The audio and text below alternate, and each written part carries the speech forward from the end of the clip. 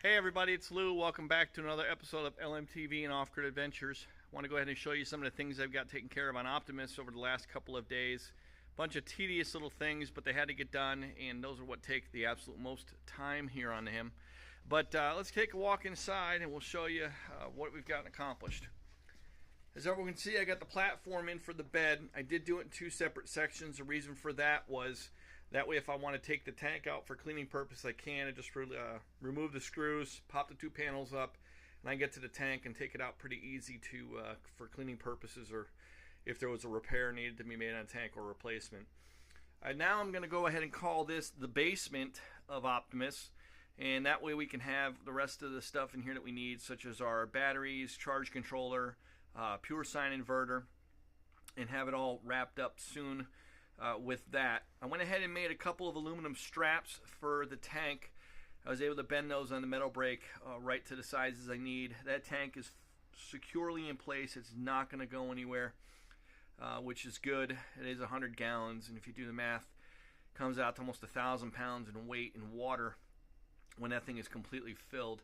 Now, one thing I am going to ask for the viewers for some advice is what to do for a door in here. Either make it one full door or two separate doors that we can open up to get into the basement and utility area down there, and then go ahead and put that in place. So if you have some ideas, feel free to leave me a message, and we'll be sure to look at those and then go ahead and pick one and use it for the purposes of that.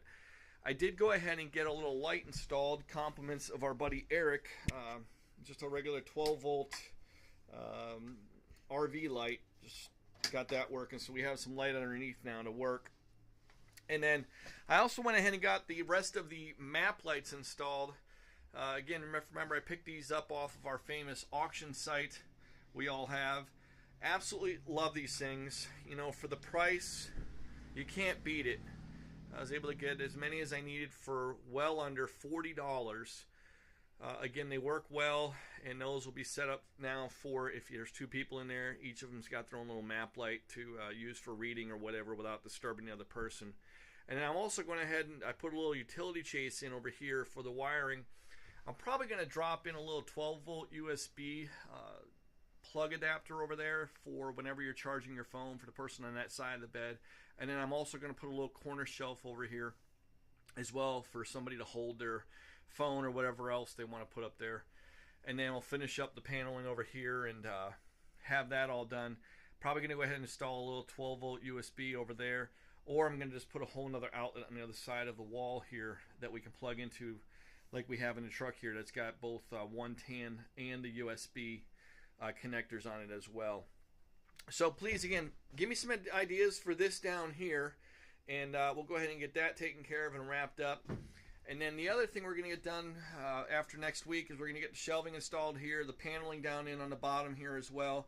This whole area will be finished up, and then we'll wrap up this wall here and have everything covered up. And again, we'll make a little access panel so we can get to the wiring if we need be.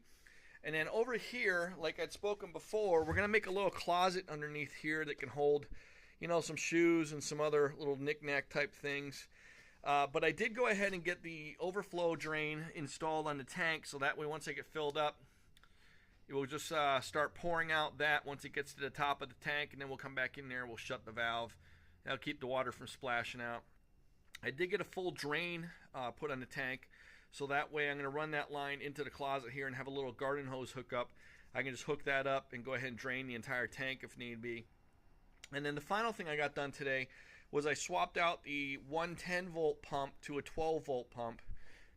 I still have to wire that in, but now the pump will be able to run off the 12 volt battery system without having to be plugged into shore power. We're going to keep the 110 volt pump on the truck just in the event that was to fail.